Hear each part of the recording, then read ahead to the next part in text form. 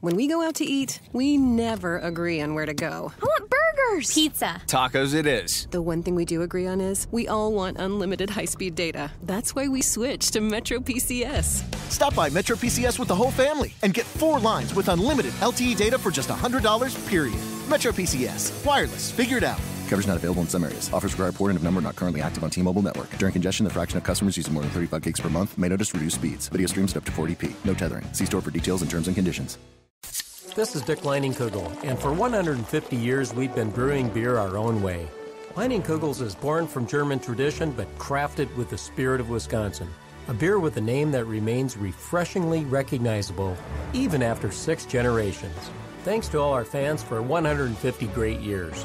Here's to keeping things refreshing for 150 more. Leining-Kugels. Welcome to the Leinie side. Jacob Leining-Kugel Brewing Company, Chippewa Falls, Wisconsin. Please enjoy Leinie's responsibly. Blog Talk Radio. Welcome to Nonprofit U, a forum where nonprofit stakeholders can share lessons learned and discuss the latest developments in the industry. My name is Valerie Leonard, your host. I'm a consultant to nonprofits, and I specialize in community and organizational development. I work with nonprofit organizations to help them make a stronger impact to their clients and communities. You can find Nonprofit U on Facebook and on Twitter. I encourage you to follow us and to comment early and often using the hashtags NonprofitU or Promising Programs. You can also leave comments on blogtalkradio.com/nonprofit_U. The chat room is open, and you can post comments and questions.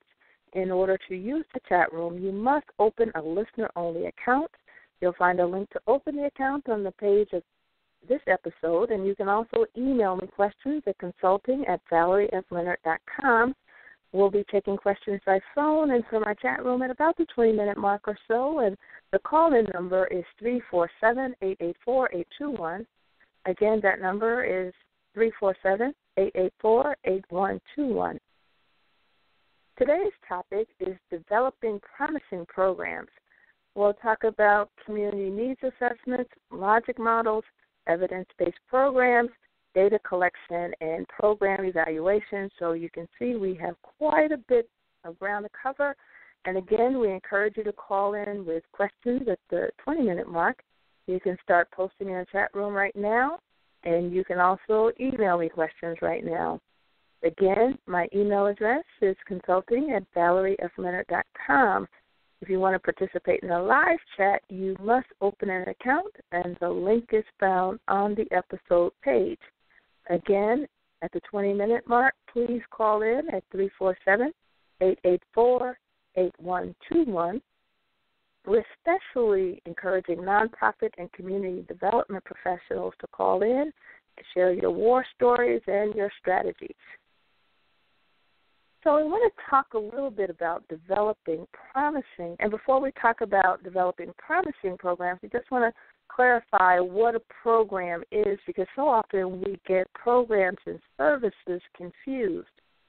A service, we know, is a group of activities that are sponsored for the public good, so to speak.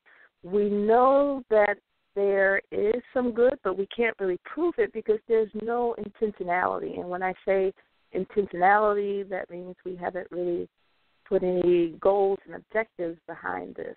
On the other hand, programs are a set of activities that an organization engages in to meet very specific community needs that have been documented, and they also have specific goals, objectives, and outcomes. And an example that I like to use to be able to tell the difference between a service and a program is, say, a meal at a soup kitchen versus a diet. A soup kitchen, we know the meals are nourishing, we know the meals are good for you, but typically soup kitchens just document your name and address and tell you how many people came through their doors. They're not necessarily, unless they have developed a specific program, but they're not necessarily trying to figure out what the impact of that food is on the people who come through. On the other hand, when we go on diets, we have a specific purpose. we have specific goals and objectives. We either want to lose weight, we want to reduce our high blood pressure, we want to reduce our blood sugar, blah, blah, blah. So we eat specific foods at a specific time in a specific amount, and then we begin to measure the impact of that diet. So ideally, we want to have lower blood pressure, we want to have lower blood sugar, we want to have lower weight and all that good stuff, lower measurements. And we can tell directly if there has been some impact because we eat prescribed foods at prescribed times, and then we can measure our before and after.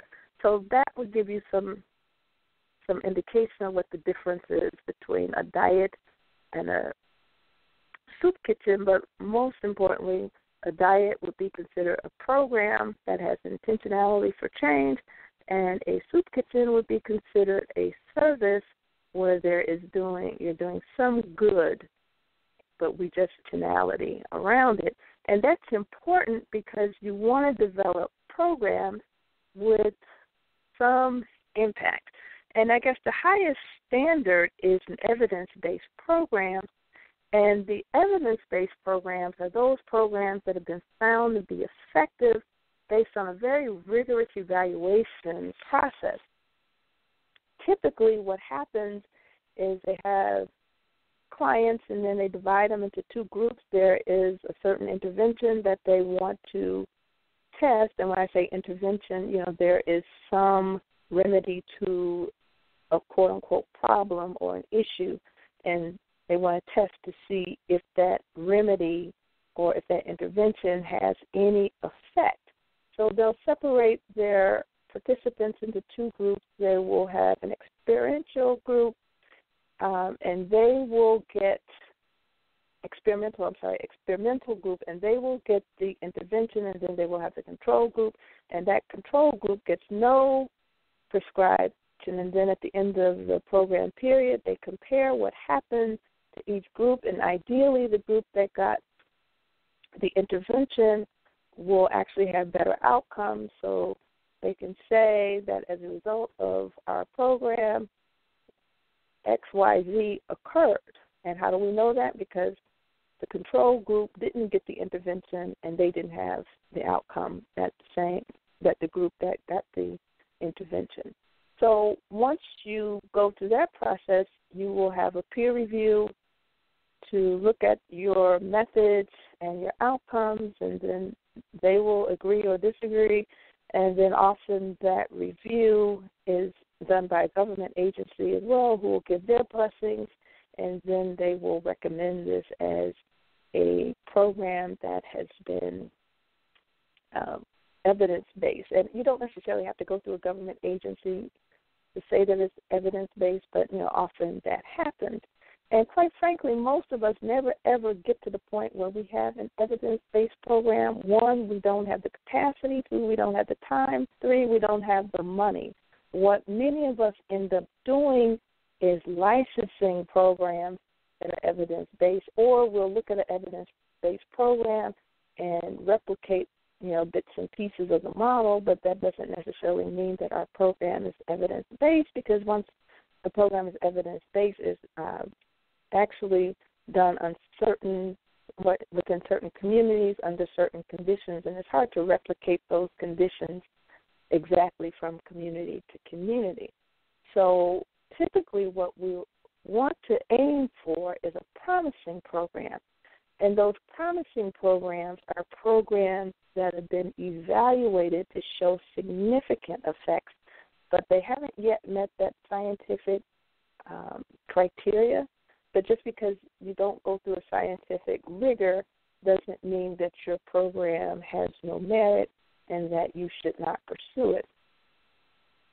So there's a group, Blueprints for Healthy Development. They have set criteria for promising programs, and they have 4 basic criteria, and basically they're saying the program description clearly identifies the outcome the program is designed to change. They have evaluations in their trial phase that produce very valid and reliable findings, and when we say reliable, happens over and over again. And then the evidence from those evaluations indicate that there's a significant positive change in the intended clients or intended outcomes that can be directly attributed to the program. And the program is something that can be replicated. That means it's available for dissemination. There are manuals available. There's training and technical assistance and other support that other people who want to replicate your program can, in fact, use. So before we get to all of that, we ourselves need to focus on the community needs assessment. And I see my friend, Reverend Marcus Tapp, Sr. has joined us. Hello, Marcus. Thank you for joining us. We're talking about a needs assessment now. And a needs assessment, basically, in an ideal sense, rather than focus on the deficits of people, focuses on their strengths. So you're going to identify the strengths and resources that are already available in the community to meet the needs of your target. And the assessment should focus on the capabilities of the community, and that would include its citizens, agencies, and organizations. And it also provides the framework for developing and identifying services and solutions and building communities that support and nurture, say, children and families or anybody who is in our target area. So there are a number of tools that we can use for community needs assessments. You can use surveys and questionnaires to get a sense for people's attitudes about issues or about a particular product or service. You can use interviews to speak with people, to get behind those numbers. You can look at the literature, look at what the experts are saying, and, use the nuggets to help shape your program. You can conduct an asset map where you could literally map the location of services that could help your target, or you can do a diagram, that would basically list out the different services or people who could be able to help your clients. And what that asset map does is it focuses away from deficits and needs, what's wrong with people, and focuses on solutions to problems and the potential that is within the individual to help overcome his or her issue.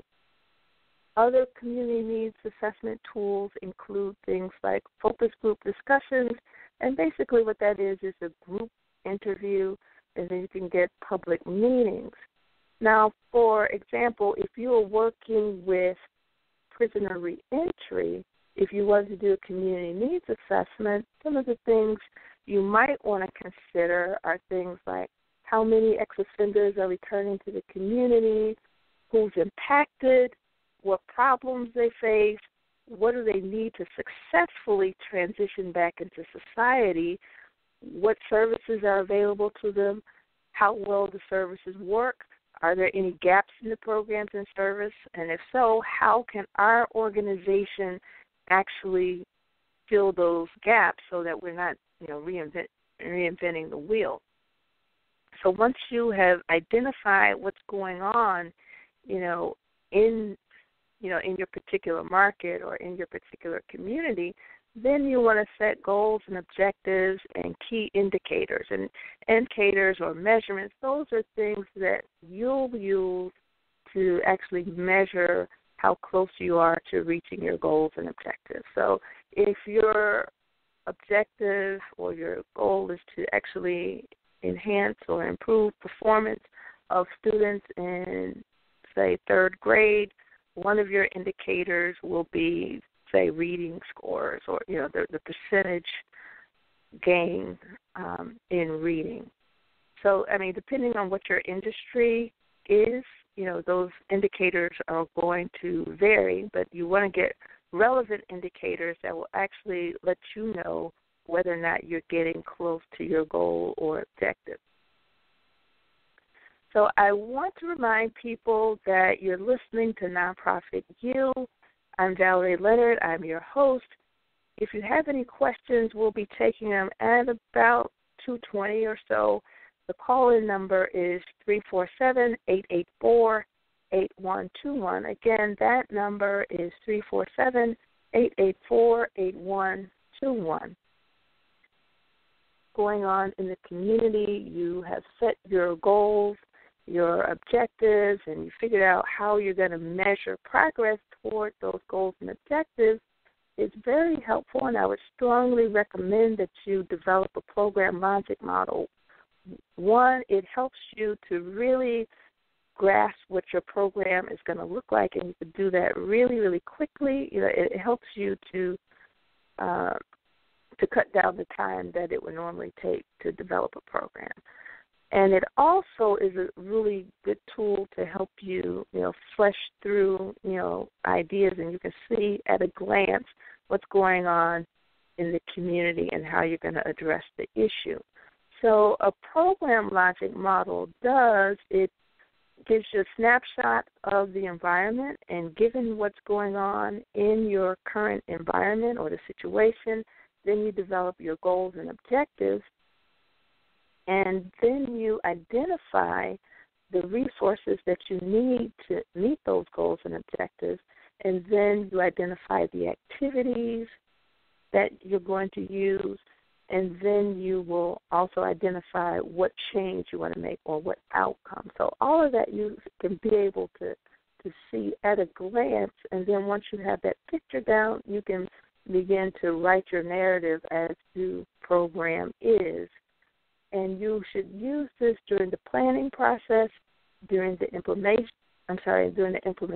process, as well as during the evaluation phases. That way, one, when you come to your evaluation, you're not necessarily trying to back into the data that you're going to collect and all that good stuff. And I should have mentioned that your program logic model ideally should include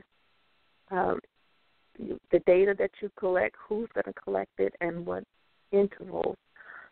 And you want to make sure that you check it again in implementation so that you can tweak your program for any minor adjustments that need to be made so you can maximize your impact. And then you want to use it again at the evaluation phase, and that will help you do a post-mortem, so to speak, to see what worked with your program, what didn't work, and all that good more when we talk about evaluation. But once you develop your program logic model and you develop your program, then you got to put the meat on the bone, so to speak. You need to develop what we would call program infrastructure.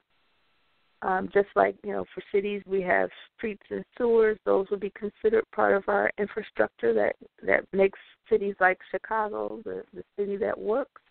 You have program infrastructure. These operational systems keep your program working.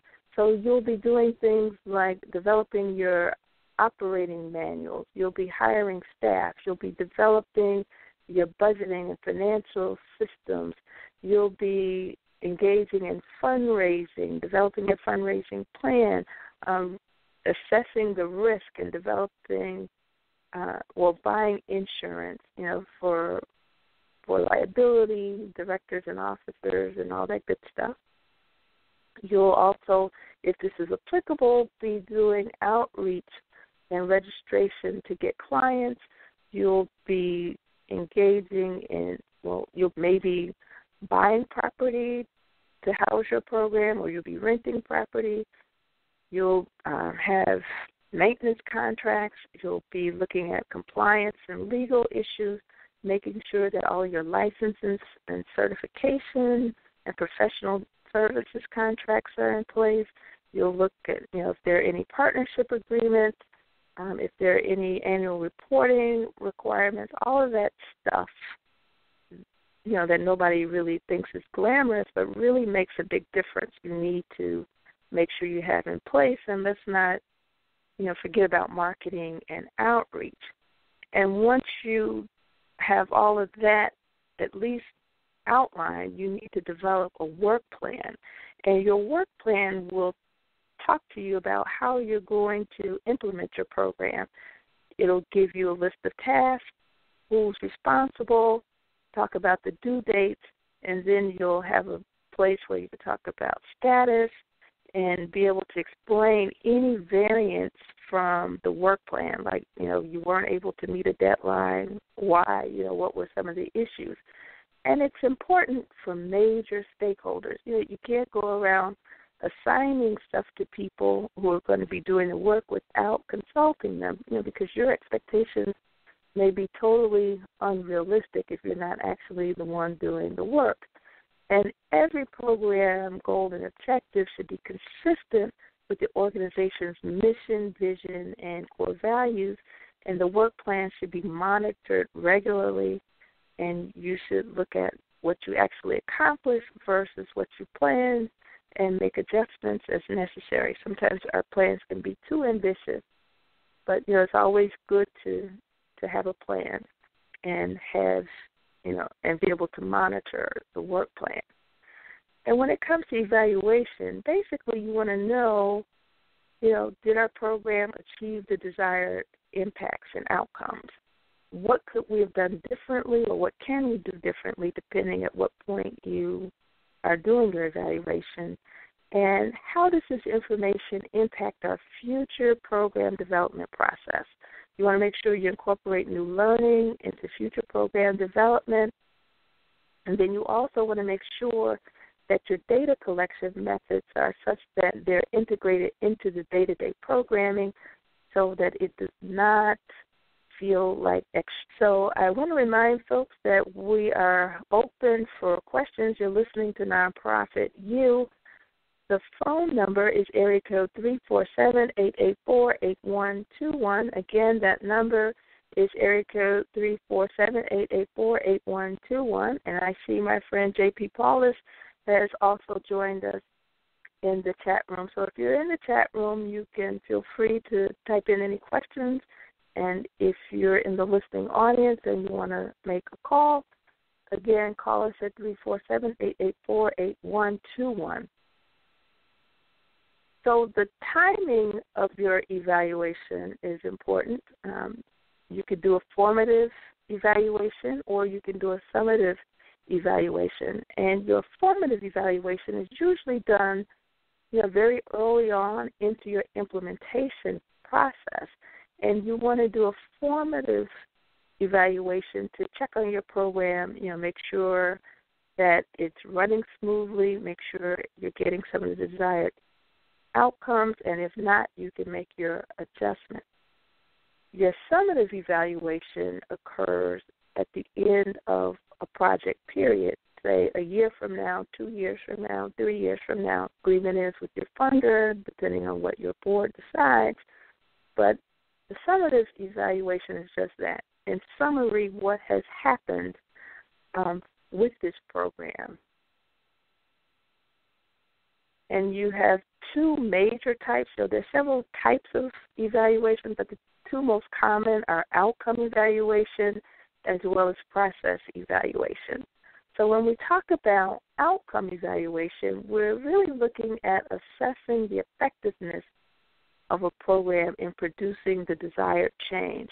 So, for example, if I had a smoke cessation program, my questions, and I want to really formulate these questions at the beginning and not at the end, and the reason why I do this is because I want to know what types of data I should be collecting during the implementation process. So when I get to this point of evaluation, I know not only what I'm looking for, but it won't be like trying to find a needle in a haystack. I won't find myself actually backing into a result. So, for example, you want to know, did the program succeed in helping people stop smoking? Was the program more successful with certain groups of people than with others? And what aspects of the program did participants find gave them the greatest benefits? And when we look at process evaluation, we're really looking at how well a project worked. It allows a nonprofit to look at how it develops what we call infrastructure again, and how the infrastructure helps to achieve the desired outcomes. So these include things like our organization structure, management systems, that would include your financial system, supporting programs like communications and marketing, and even fundraising in order to get the outcomes that everyone wants to achieve. And the focus of a process evaluation is on the types and quantities of the services delivered, and then also the clients, not so much the change, but how, just how many people are going through the program, the resources that are used to deliver the services, and the practical problems that were encountered in trying to deliver the services and how the problems were resolved. So I shared all of that, just to give you an overview of how you should go about developing promising programs. And really, the main difference between a promising program and a quote-unquote program is the evaluation. You want to have a reliable evaluation, and it would be great if you could have, an evaluation at more than one point so you can establish that there's some consistency, that your results were not just a fluke, but, this is consistent. And then once you can, demonstrate that your evaluation process is a reliable process, it's a high-quality process, then you can feel, some assurance that your program is a promising program. And it would help, too, if you had some peer review of your findings, to kind of sign off on it and document that it is an acceptable program. And the reason you would want to have a promising program versus quote-unquote a program, one, you want to be able to show that the results that you've been able to achieve are reliable. It will be helpful, if you ever wanted to expand, you can demonstrate that you have something that works so you can begin to scale this. If there are other people in other parts of the city, other parts of the country that are looking to do a program and they see that your model works, then they'll start to borrow elements from your program.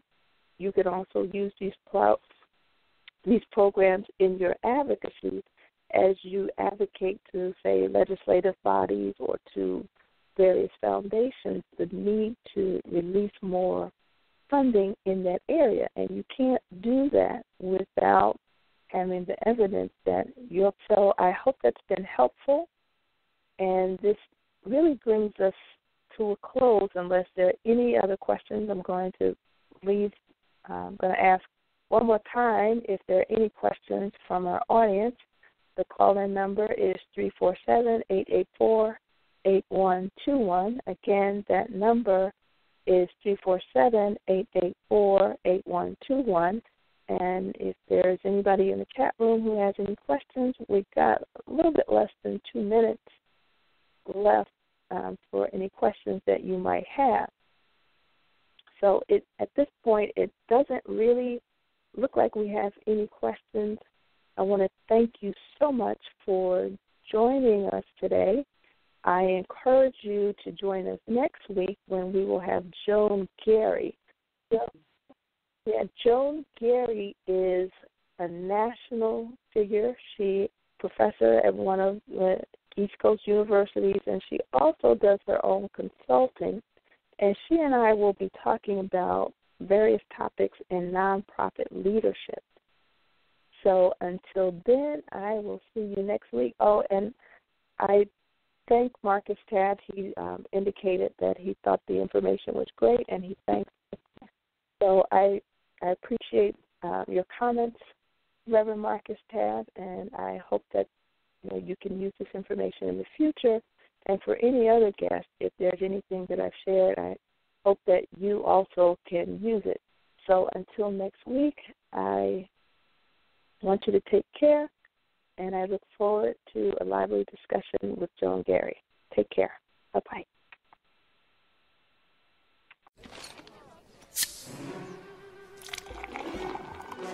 Heed the call of summer with America's favorite summer seasonal beer. Leinenkugel's Summer Shandy, combining crisp Weiss beer with natural lemonade flavor. It's as refreshing as refreshment gets. Leinenkugel's Summer Shandy. Welcome to the Liney side.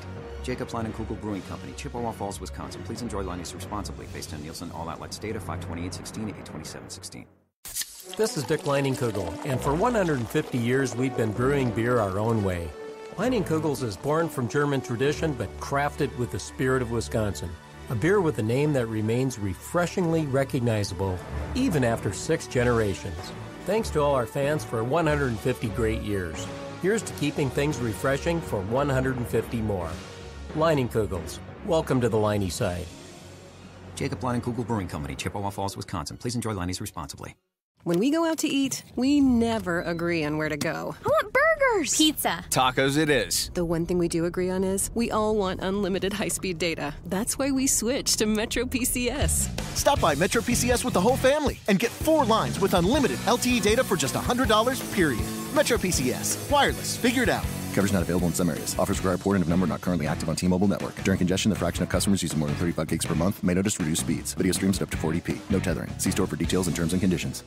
When we go out to eat, we never agree on where to go. I want burgers! Pizza! Tacos it is. The one thing we do agree on is we all want unlimited high-speed data. That's why we switched to Metro PCS. Stop by Metro PCS with the whole family and get 4 lines with unlimited LTE data for just $100, period. Metro PCS. Wireless. Figured out. Coverage not available in some areas. Offers require port and of number not currently active on T-Mobile network. During congestion, the fraction of customers using more than 35 gigs per month may notice reduced speeds. Video streams at up to 40p. No tethering. See store for details and terms and conditions.